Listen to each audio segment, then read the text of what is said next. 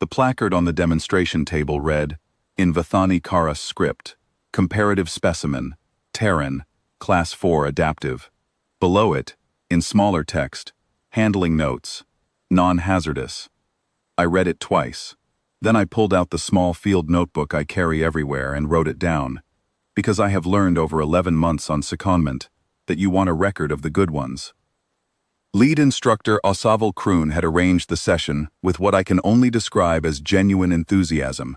He'd sent 3 formal notices to the Exchange Liaison Office, requisitioned a demonstration table from the station's materials pool, and apparently spent a full instructional cycle preparing his students for what they were about to observe. When I arrived at Bay 3 of the Vathani Karas Polytechnic that morning, the class of 30 was already seated in their tiered benches, styluses ready, personal notation slates balanced on their thorax rests. They watched me walk in the way you watch something through glass. Kroon met me at the door. He was tall even for a Veshan, pale copper-sheened carapace, 6 limbs, the upper 2 folded in the formal posture that indicated senior academic rank. He gestured me toward the demonstration table, with what I think was meant to be courtesy. Human oral, he said, in the stilted but functional standard he'd clearly practiced. We are grateful for your participation in today's instructional session. The students have prepared questions. Happy to help, I said. He blinked his secondary optical membranes, the Veshan equivalent of a polite, slightly confused smile, and turned to address the class. What followed was a 10-minute introduction that I could follow about 60% of, my Vishan being functional but not fluent. The gist, from what I caught and from the notation I was able to read on the nearest student's slate, was something like, the human species demonstrates a primitive but occasionally effective form of environmental adaptation, sometimes described in Veshan academic literature as precognitive instinct response. Today's session would allow the class to observe this response under controlled conditions and to understand why, despite certain superficial effectiveness, it represents an earlier evolutionary stage than the Veshan cortical integration model. The student nearest me had underlined earlier evolutionary stage twice. Kroon then invited the class to observe me directly for several minutes, which they did with great thoroughness. One student in the front row tilted her head and moved it slowly from one side to the other, the way you examine something in a display case. I stood next to the placard and let her do it. After a moment, she wrote something on her slate. I caught 2 of the words. They translated, roughly, as bilateral symmetry and unremarkable. I wrote that down too. Kroon's demonstration rig occupied the center of the room. A modular environmental stress array, roughly the size of a large workbench, used to simulate field conditions for Veshan technical training. 6 independent subsystems, each monitored by a central calibration unit, capable of generating about 40 different failure scenarios for students to diagnose and resolve using standard Veshan methodology. It was, genuinely, impressive kit. I'd seen the model in the exchange program's equipment catalog, and it cost more than my annual salary. Kroon's plan, as he explained it to the class, was this. He would introduce a controlled fault condition into the rig. He would then invite the human to attempt resolution using whatever instinctive response the human displayed naturally. The class would observe, take notes on the response pattern, and then Kroon would demonstrate the correct Veshan cortical integration approach, systematic, calibrated, proceeding from the known diagnostic tree, which would resolve the fault properly. The comparison would be instructive. He'd structured the session in 3 formal stages. The first stage was observation of the human response. The second stage was analysis and classification of the observed behavior. The third stage was the corrective demonstration. He had slides prepared for stages 2 and 3. I could see them loaded on the projector array behind him.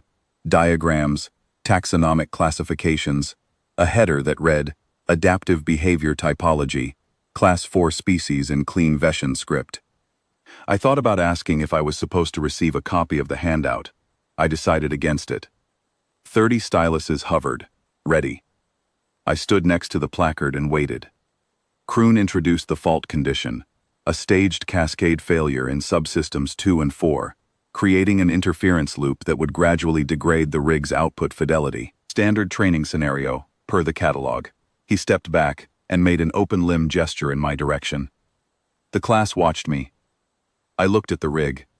It made a low sound, Not quite a hum, more like the particular frequency of something disagreeing with itself.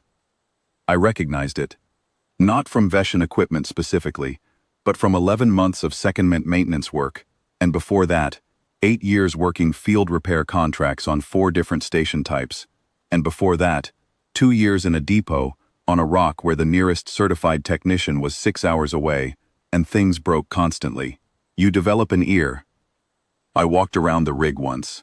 Kroon watched with his secondary membranes doing something I'd come to associate with patient academic tolerance, the expression of a professional who has given this demonstration many times and knows exactly how it ends. The students watched with their styluses angled to record whatever came next. I crouched down and looked at the underside of Subsystem 4's housing. There was a thermal expansion gap where there shouldn't have been one. The calibration unit's mounting bracket had micro-shifted, probably from repeated thermal cycling, and the contact between the calibration unit and Subsystem 2's signal relay was intermittent. Not a fault condition Kroon had introduced, an actual pre-existing fault, masked by the rig running below the threshold that would trigger the diagnostic flag. The introduced cascade had simply pushed it past that threshold. The rig hadn't been running true for some time. Kroon's students had been training on a compromised demonstration unit without knowing it. I stood up, looked around the demonstration bay for what I needed. There was a materials tray on the secondary bench, standard Veshan workshop supplies, none of which were quite right. There was, however, a length of thermal conductive shim stock in a size close enough, and a small mechanical press tool that I could adapt with about 40 seconds of effort. I looked at Kroon. May I? He made the open limb gesture again. The class leaned forward slightly. I suspect they thought I was about to do something instinctive and primitive. Kroon, apparently reading the same expectation into the moment, began narrating for the class in Veshan. I caught enough to follow. He was describing, in real time, what he expected to see. The human would attempt a stimulus-response resolution, using available environmental inputs without formal diagnostic framing. The class should note the absence of sequential protocol. The class should note the reliance on tactile input over calibrated measurement. This was the precognitive instinct response in action. I shimmed the bracket gap. Kroon continued narrating. I reformed the shim contact surface with the press tool. Kroon's narration slowed slightly.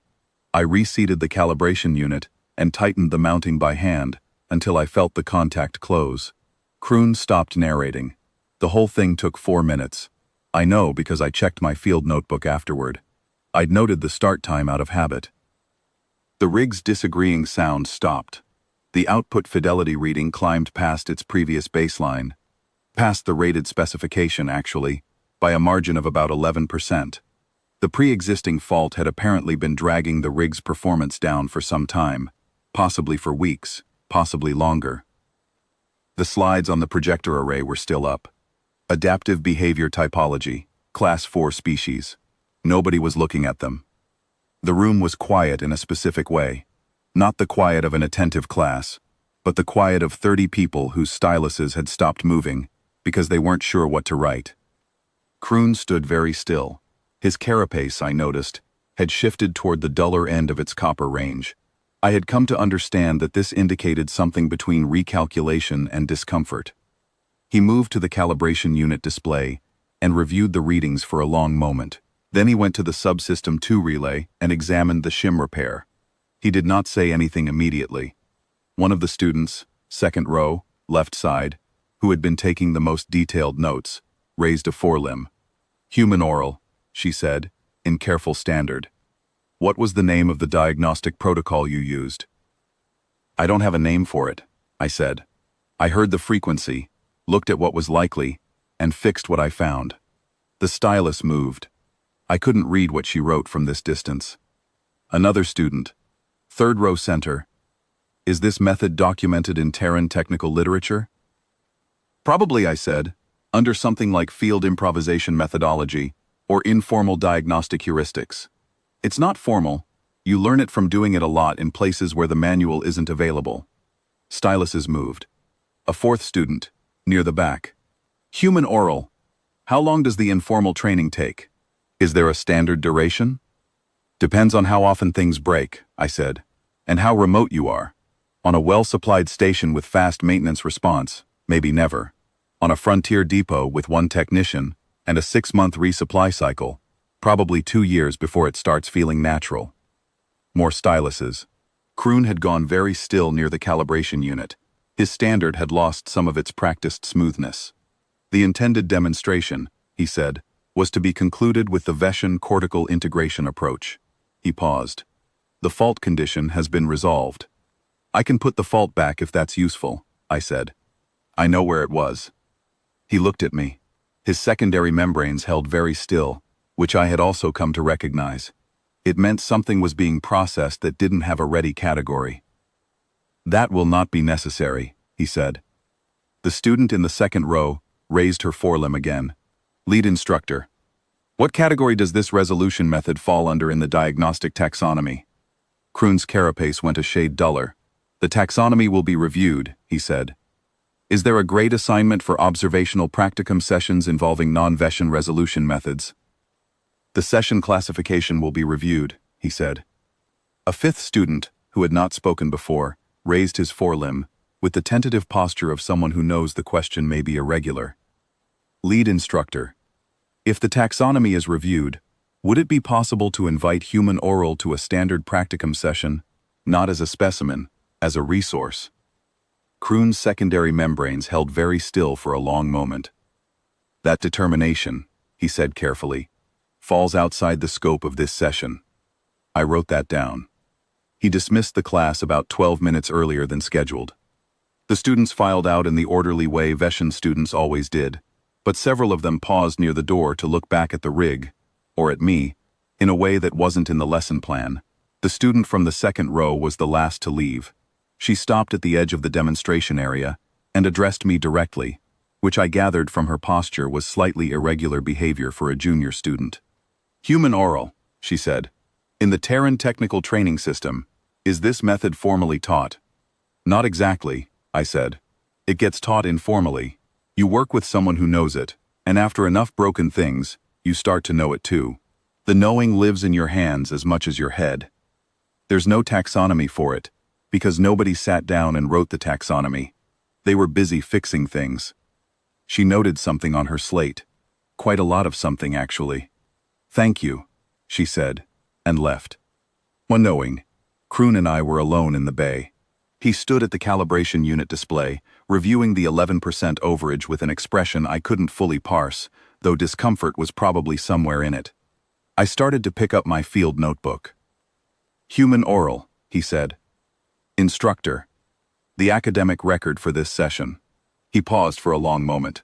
I am required, under Polytechnic protocol, to file an event classification when a session outcome falls outside the prepared instructional parameters. Another pause. The classification for this type of event is anomalous instructional event, Category 7. I didn't ask what Category 7 was. I'd found that asking for definitions in these moments occasionally made things worse. I'll need to note, he continued, that the demonstration outcome was modified by an unscheduled participant action. That's accurate, I said. And that the outcome exceeded baseline expectations. Also accurate. He was quiet for a moment. Then, the handling notes on your placard. They were generated by the materials office. I did not review them before the session. I glanced at the placard. Non-hazardous. That seems right, I said. I didn't do anything dangerous. No, he said. You did not. He gathered his session materials and left. I waited until he was gone, then picked up the placard, carefully, because I found that removing items from demonstration tables without authorization also occasionally makes things worse, and looked at it one more time. I set it back down, collected my notebook. On my way out, I stopped at the rig and checked the shim contact one last time, out of habit. Still solid. I filed my own session report that afternoon, which the Exchange Liaison Office requires after any formal academic engagement. Under session outcome, I wrote, within expected parameters. I thought that was fair.